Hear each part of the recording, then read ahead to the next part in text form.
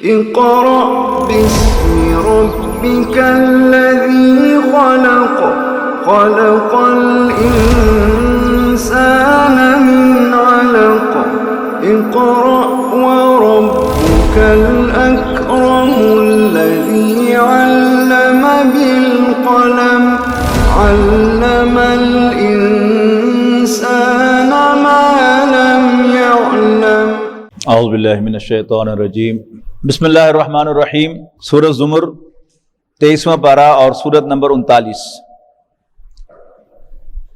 بسم اللہ الرحمن الرحیم تنزیل الکتاب من اللہ العزیز الحکیم۔ اس کتاب کا اتارا جانا زبردست اور حکمتوں والے اللہ کی طرف سے ہے۔ انا انزلنا الیک الکتاب بالحق، یقیناً ہم نے آپ کی طرف اس کو نازل کیا ہے، اس کتاب کو حق کے ساتھ۔ فاعبد اللہ مخلصا لہ الدین، پس تم عبادت کرنا اللہ کی دین کو اسی کے لیے خالص کرتے ہوئے۔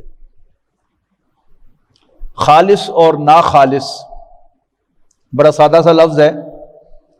خالص کا لیبل صرف اسی پروڈکٹ پر لگ سکتا ہے جو 100% خالص ہو۔ اگر اس میں اشاریہ 1% بھی ملاوٹ ہو تو اس پر خالص کا لیبل نہیں لگ سکتا، اس لیے کہ وہ خالص نہیں ہے، نا خالص ہے۔ دین خالص، دین کہتے ہیں، دین کے بنیادی معنی بدلے کے ہیں۔ مالک یوم الدین، بدلے کے دن کا مالک۔ پھر دین راستے کے معنوں میں آیا ہے لکم دینکم ولی دین، تمہارے لیے تمہاری راہ، میرے لیے میری راہ۔ پھر یہ قانون کے معنوں میں آیا ہے سورہ یوسف میں کہ حضرت یوسف علیہ السلام اپنے بھائی بنیامین کو اپنے پاس رکھنا چاہتے تھے، لیکن چونکہ وہ بادشاہ نہیں تھے، بادشاہ کے بہت بڑے منصبدار، بہت با اختیار وزیر تھے، تو اس کو کیسے بیان کیا؟ ذالک کدنا لیوسف، یوں ہم نے یوسف کو ترکیب سجھائی، ما کان لیاخذ اخاہ فی دین الملک، اس لیے کہ یوسف اپنے بھائی کو بادشاہ کے دین میں، یعنی بادشاہ کے قانون میں روک نہیں سکتے تھے سوائے ایک ہی صورت کے کہ وہ چوری کرے تو اس کے بدلے اس کو روک لیں۔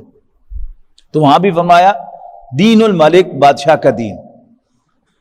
اور پھر جب دین اسلام کے لیے آتا ہے تو یہ نظام زندگی کے معنوں میں آتا ہے، ان الدین عند اللہ الاسلام، دین تو اللہ کے نزدیک اسلام ہی ہے۔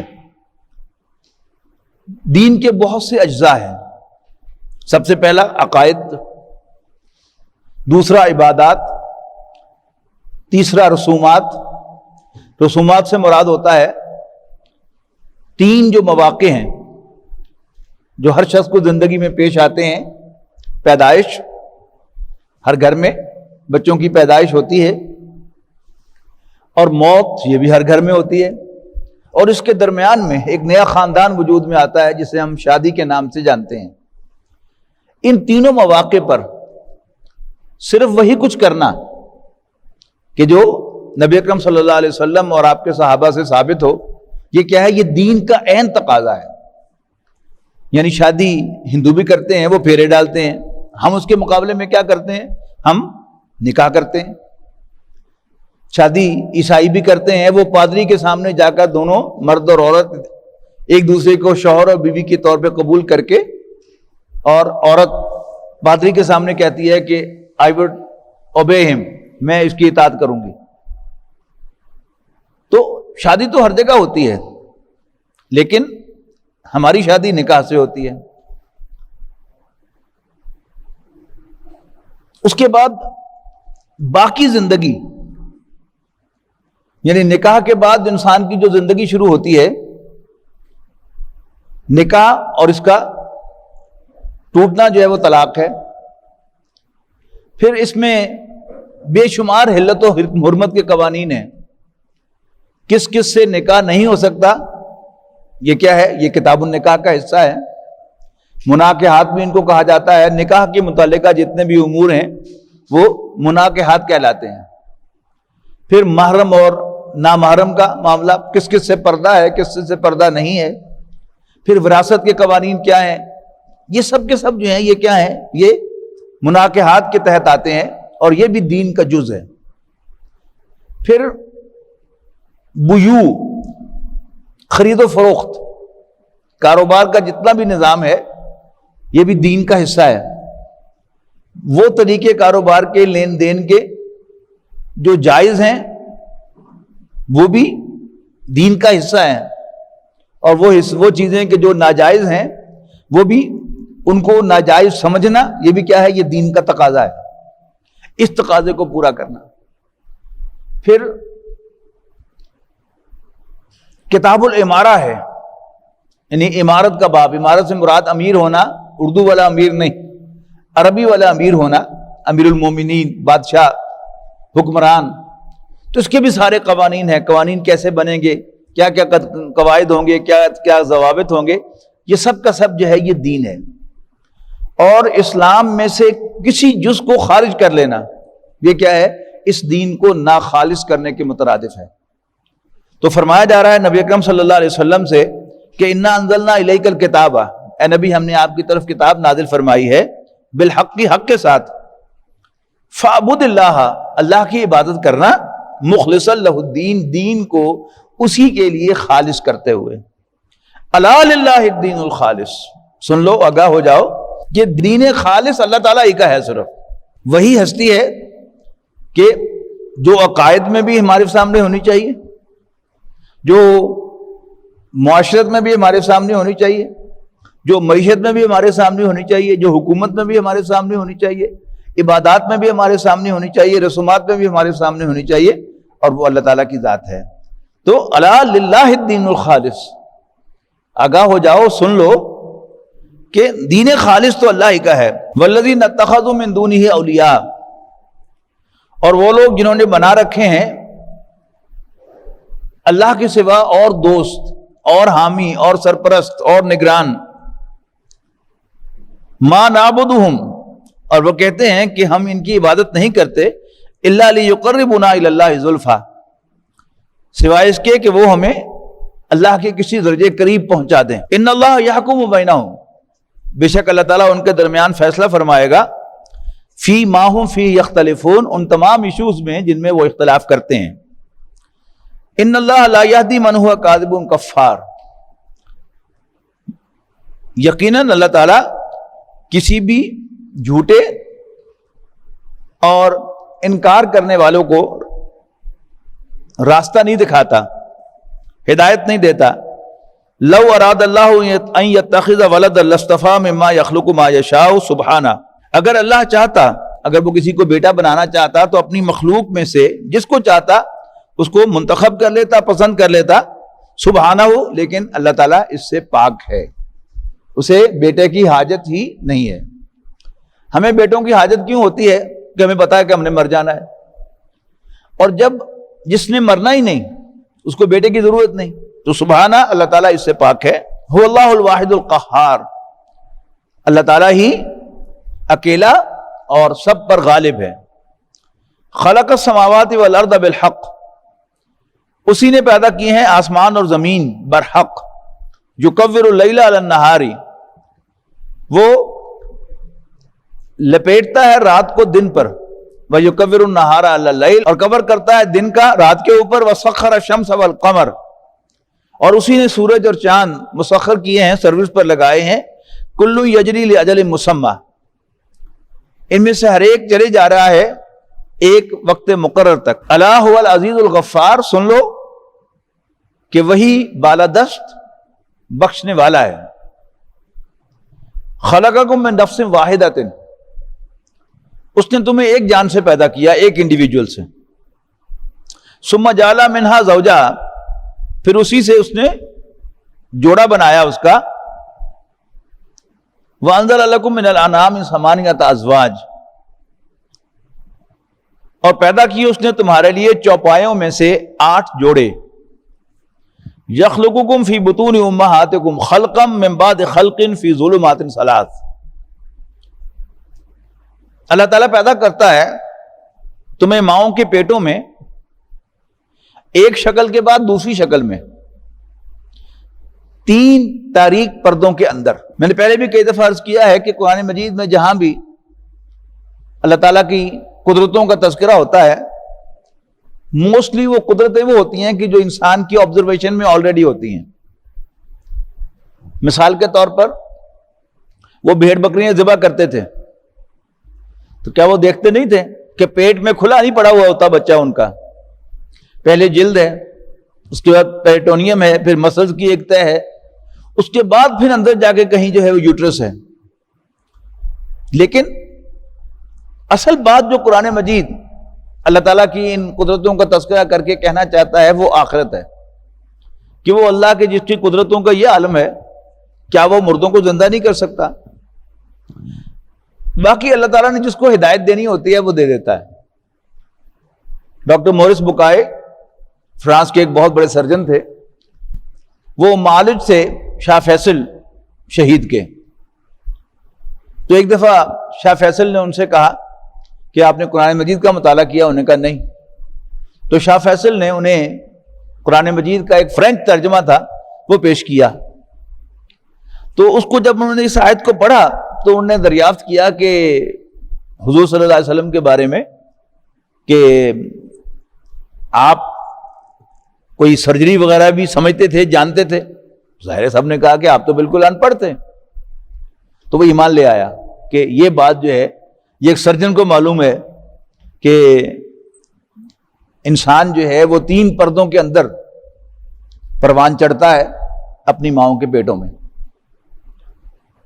یہ تو درست ہے کہ ماں کے پیٹ کا تو سرجن ہی معائنہ کرتا ہے، اس کی آپریشنز کرتا ہے، لیکن ہم بھیڑ بکریاں اونٹنیاں یہ سب تو وہ پالتے تھے، ان کو ذبح کرتے تھے، ان کا گوشت کھاتے تھے، یہ سب کچھ معلوم تھا.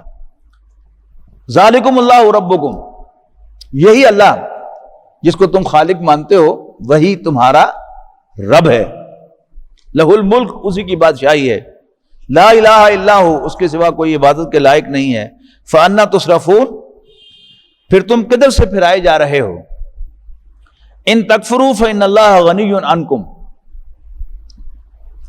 اگر تم کفر کرو گے، اگر تم ناشکری کرو گے، دونوں ترجمے ہو سکتے ہیں. فإن اللہ غنی عنکم، تو اللہ تعالیٰ تم سے بے نیاز ہے، اسے تمہاری کوئی پرواہ نہیں ہے. ولا یرضی لعبادہم الکفر، اور نہیں پسند کرتا وہ اپنے بندوں کے لیے کفر کو یا ناشکری کو. وَإِن تَشْكُرُوا يَرْضَهُ لَكُمْ، اور اگر تم شکر ادا کرو گے تو اسے تمہارے لیے پسند کرے گا. وَلَا تَزِرُ وَازِرَةٌ وِزْرَ أُخْرَى، اور کوئی بوجھ اٹھانے والا کسی دوسرے کا بوجھ نہیں بٹائے گا.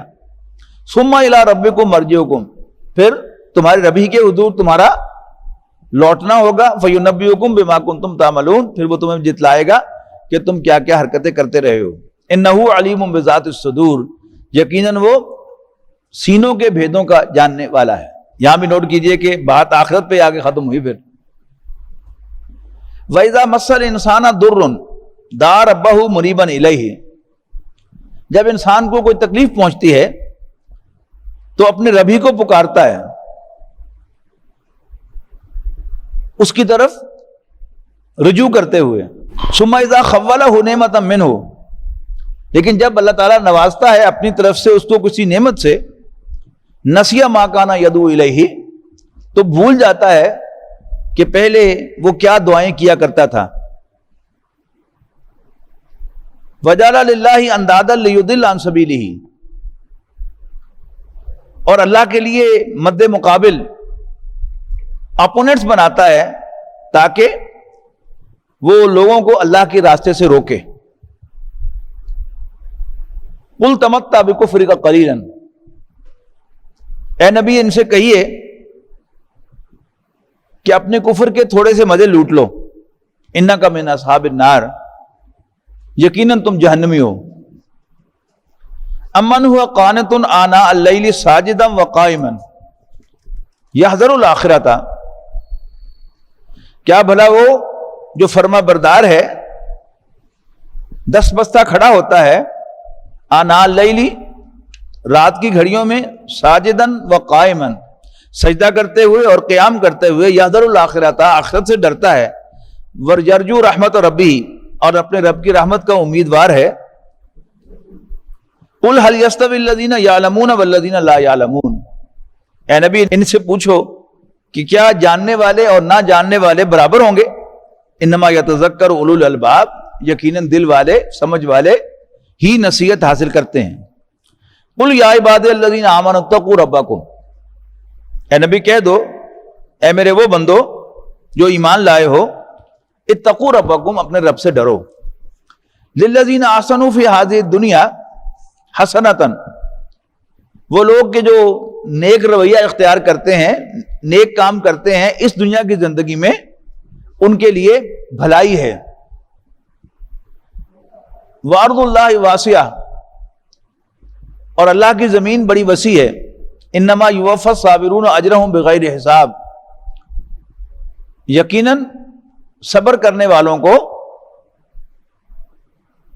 ان کا اجر بے حد و حساب عطا فرمایا جائے گا۔ قل انی امرت ان اعبد اللہ مخلصا لہ الدین، اب تکرار ہوگی بار بار یہاں اخلاص فی الدین کی، دین کو اسی کے لیے خالص کرتے ہوئے۔ اے نبی اعلان کر دو، انی امرت ان اعبد اللہ، مجھے حکم ملا ہے کہ میں اللہ ہی کی عبادت کروں، مخلصا لہ الدین، دین کو اسی کے لیے پیور خالص کرتے ہوئے۔ وامرت لان اکون اول المسلمین، اور مجھے حکم ملا ہے کہ میں سب سے پہلا مسلمان بن جاؤں۔ قل انی اخاف ان عصیت ربی عذاب یوم عظیم، اے نبی کہہ دو کہ میں تو ڈرتا ہوں اگر میں نے اپنے رب کی نافرمانی کی ایک بڑے دن کے عذاب سے۔ قل اللہ اعبد مخلصا لہ دینی، اے نبی کہیے کہ میں تو اللہ ہی کی عبادت کرتا ہوں اپنے دین کو اسی کے لیے خالص کرتے ہوئے۔ فاعبدوا ما شئتم من دونہ، تم اللہ کو چھوڑ کر جس کی چاہے عبادت کرو۔ قل ان الخاسرین الذین خسروا انفسهم واہلیہم یوم القیامہ، اے نبی کہہ دو یقیناً اصل خسارے میں رہنے والے وہی لوگ ہیں کہ جو قیامت کے دن اپنے آپ کو اور اپنے گھر والوں کو گھاٹے سے دوچار کریں گے۔ یعنی دنیا کا خسارہ جو ہے وہی ہے جو انسان کو برے کاموں پہ مجبور کرتا ہے کہ وہ میرے بچے بھوکے نہ پڑ جائیں، میرے فلاں یہ نہ ہو جائے، ایسا نہ ہو جائے، ویسا نہ ہو جائے، اور انسان اس چکر میں اللہ کی نافرمانیاں کرتا ہے۔ تو اصل نقصان والا کون ہے؟ ان الخاسرین الذین خسروا انفسهم واہلیہم یوم القیامۃ، کہ یقیناً اصل گھاٹے میں رہنے والے وہ لوگ ہیں جو آخرت میں قیامت کے دن اپنے آپ کو اور اپنے گھر والوں کو گھاٹے سے دوچار کریں گے۔ الا ذالک هو الخسران المبین، سن لو، آگاہ ہو جاؤ کہ یہی کھلا دیوالیہ پن ہے۔ لہم من فوقہم ظلل من النار ومن تحتہم ظلل، ان کے اوپر بھی آگ کے سائبان ہوں گے اور ان کے نیچے بھی آگ ہی کے بچھونے سائبان ہوں گے۔ ذالک یخوف اللہ بہ عبادہ، اور یہی وہ انجام ہے جس سے اللہ تعالیٰ اپنے بندوں کو ڈراتا ہے۔ یا عباد فاتقون، اے میرے بندو مجھ ہی سے ڈرو۔ والذین اجتنبوا الطاغوت ان یعبدوها وانابوا الی اللہ لہم البشری فبشر عباد، اور وہ لوگ جنہوں نے اجتناب کیا طاغوت کی بندگی سے، وانابوا الی اللہ، اور رجوع کیا اللہ کی طرف، ان کے لیے خوشخبری ہے۔ فبشر عبادی، میرے بندوں کو خوشخبری دے دو۔ الذین یستمعون القول، وہ لوگ کہ جو بات کو غور سے سنتے ہیں، فیتبعون احسنہ، اور اس کے بہترین پہلو کی پیروی کرتے ہیں۔ اولئک الذین ہداہم اللہ، یہی وہ لوگ ہیں کہ جنہیں اللہ نے راستہ دکھایا ہے۔ واولئک ھم اولو الالباب، اور یہی صاف دل لوگ ہیں، سمجھدار لوگ ہیں، سینسیبل لوگ ہیں۔ افمن حق علیہ کلمۃ العذاب، کیا بھلا وہ شخص جس پر چسپاں ہو گیا ہو اللہ کا فیصلہ عذاب کا، افانت تنقذ من فی النار، تو اے نبی کیا تم ایسے شخص کو آگ سے چھڑا سکتے ہو؟ لیکن الذین اتقوا ربہم لہم غرف من فوقها غرف مبنیۃ تجری من تحتها الانہار، اس کے برعکس وہ لوگ جو اپنے رب سے ڈرتے ہیں ان کے لیے اونچے محلات ہوں گے جن کے اوپر مزید منزلیں ہوں گی، اور ان کے نیچے نہریں بہتی ہوں گی۔ وعد اللہ، یہ اللہ کا وعدہ ہے، لا یخلف اللہ المیعاد، اور اللہ تعالیٰ وعدے کی خلاف ورزی نہیں فرمائے گا۔ الم تر ان اللہ انزل من السماء ماء، کیا نبی تم نے نہیں دیکھا کہ اللہ تعالیٰ آسمان سے پانی نازل فرماتا ہے؟ فسلکہ ینابیع فی الارض، اور پھر اسے سوتوں اور چشموں کی شکل میں زمین کے اندر جاری کر دیتا ہے. ثم یخرج به زرعا مختلفا الوانہ، اور پھر اس سے طرح طرح کی کھیتیاں نکالتا ہے جن کے مختلف رنگ ہوتے ہیں. ثم یہیج، پھر وہ پک کر سوکھ جاتی ہیں. فتراہ مصفرا، تم ان کو دیکھتے ہو کہ زرد ہو گئیں. ثم یجعلہ حطاما، اور پھر اللہ تعالیٰ انہیں چورا چورا کر دیتا ہے. ان فی ذالک لذکری لاولی الالباب، یقیناً اس میں دل والوں کے لیے، سینسیبل لوگوں کے لیے بڑی نصیحت ہے. افمن شرح اللہ صدرہ للاسلام فہو علی نور من ربہ، کیا بھلا وہ شخص کہ کھول دیا ہو اللہ نے اس کا سینہ اسلام کے لیے، فہو علی نور من ربہ، اور وہ جس کے نتیجے میں وہ اپنے رب کی طرف سے روشنی پر ہو، یعنی اس کو صاف راستہ دکھائی دے رہا ہو. جس کام کے اندر انسان کی آمادگی ہوتی ہے اس میں اس کا سانس نہیں پھولتا، ایسا جیسے اس کا سیدھا سینہ کشادہ ہے.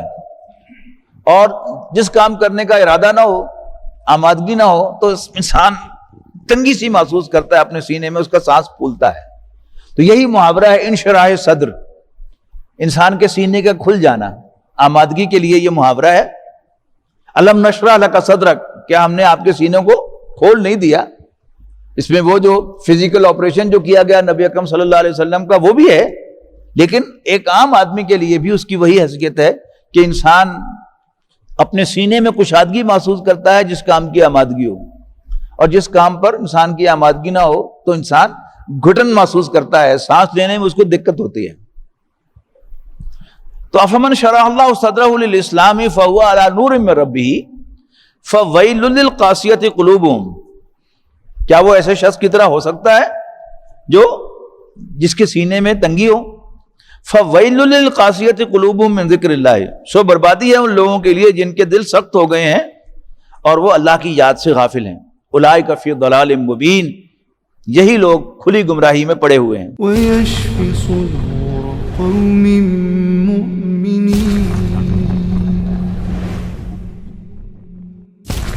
وشفاء لما في الصدور وإذا مرضت فهو يشفين